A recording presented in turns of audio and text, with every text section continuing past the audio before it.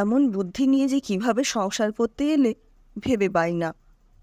এটাও বোঝো না কোন কাজটা আগে করতে হবে। এতদিন তো হলো, আর কবে বুঝবে? তোমার মা হওয়ারই যোগ্যতা নেই, বাচ্চার প্রয়োজনগুলো বুঝতে শেখনি এখনো। কথাগুলি এক নাগাড়ে 8 বছর ধরে শুনে শুনে ক্লান্ত চৈতালি। কী যে তার যোগ্যতা আর কী যে তার গুণ, সবই ভুলতে বসেছে সে এই কবছরে। ধীরে ধীরে নিজের ওপর একটা বিতৃষ্ণা জন্মাচ্ছে তার। বুঝতে পারছে সত্যি এতদিনেও কাজ শিখল না, রন্ধনপটিও হলো না সে। ওদিকে পাশের বাড়ির বৌদি, নতুন বউরা তার কাছে উদাহরণ হয়ে উঠছে।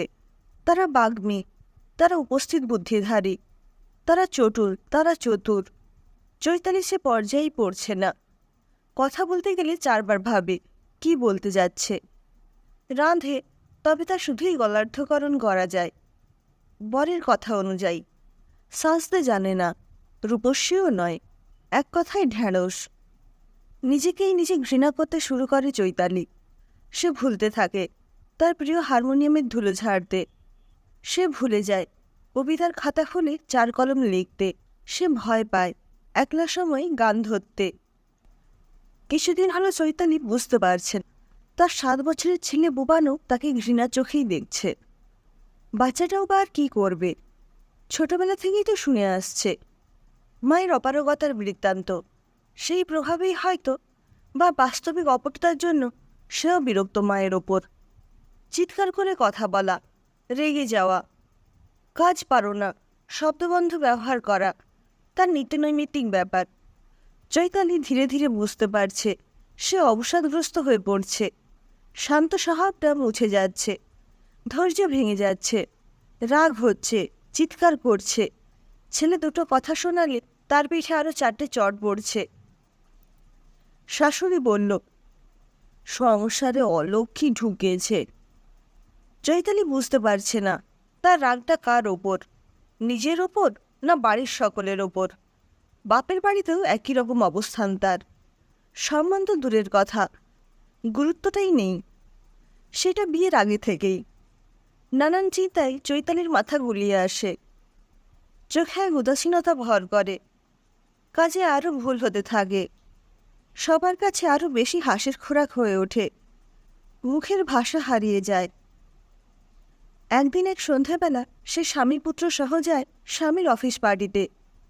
সে না যেতে চাইলেও তাকে জোর করেই নিয়ে যায় তার স্বামী। চারিদিকে চাকরিলতা ও চতুরতার মাঝে চৈতালি সেই আবার বেমানানো। হোটেলের ছাদ থেকে তার চোখ আটকে যায় ওপারের ফুটপাথে কিছু ভিখারি বাচ্চাদের ওপর। খিদে জ্বালায় কামছে তারা। তাদের কান্না থামাতেই মা বেদম প্রহারে রত। যেন মার খাইয়ে সে বাচ্চাগুলোর খিদে ভোলাতে চাইছে। এদিকে ছাদের উপরে মুখোশেরা থালা ভর্তি খাবার ফেলে দিচ্ছে ডাস্টবিনে। বৈপরীত্য বরাবরই চোখে লাগে চৈতালির। আজ কেন কি জানি বসে থাকতে পারল না। 1 প্লেট খাবার নিয়ে সিঁড়ি বেয়ে নামতে লাগলো নিচে। প্লেট নিয়ে নামতে দেখে সবাই অবাক, তার স্বামী এবং পুত্রটিও। দারোয়ান বাধা দিলেও থামল না সে। এক দৌড়ে রাস্তা পার করে মাটিতে বসেই খাওয়াতে লাগলো শিশু দুটিকে। ব্যাপারটা এতটাই আকস্মিক যে চৈতালির স্বামী পুত্র ছাড়াও পার্টির সকলে, এমনকি বাচ্চাগুলির মাটিও অবাক হয়ে তাকিয়ে রইল চৈতালির দিকে। খাওয়া শেষ হতেই উঠে দাঁড়ালো সে।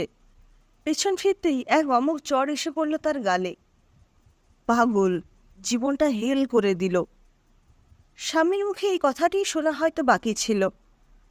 দেখল ছেলেটিও ঘৃণাভরা দৃষ্টি নিক্ষেপ করে চলে গেল বাবার হাত ধরে। ভাগ্যক্রমে গাড়িতে স্থান পেয়েছিল সে সেই রাতে। পরের সন্ধ্যায় স্বামী ফিরে এসে তার খবর নিল। চৈতালি তখন চা পানে রত। স্বামীর ব্যবহারে বিস্মিত হল সে। হঠাৎ তার খোঁজ, অপরাধবোধ। ফ্রেশ হয়ে বৈঠকখানায় বসে মায়ের কাছে রহস্যের ঝুলি খুললেন পতিদেব। তোমার বৌমার পাগলামিতে আমার মাথা কাল হেট হলেও একটা উপকার হলো মা। স্যার আমায় আজ ডেকে আমাদের অফিসে যে নতুন ব্রাঞ্চ হয়েছে রাজারহাটে, সেখানকার একটা গুরু দায়িত্ব আমায় দিলেন। জানো কি কাজ? এনজিওগুলির সঙ্গে যোগাযোগ করা আর আমাদের কোম্পানির সাথে তাদের যুক্ত করা। আজ স্যারের বাড়িতে আমাদের নিমন্ত্রণ। উনি তোমাকেও নিতে চান এই প্রজেক্টে। রেডি হয়ে থেকো কিন্তু। শুনতে শুনতে হাসতে লাগলো চৈতালি। প্রথমে নীরবে, তারপর জোরে, আরও জোরে। চৈতালি, চৈতালি, অমন নির্বোধের মতো হাসছো কেন? চৈতালি। চৈতালি হাসতে থাকে।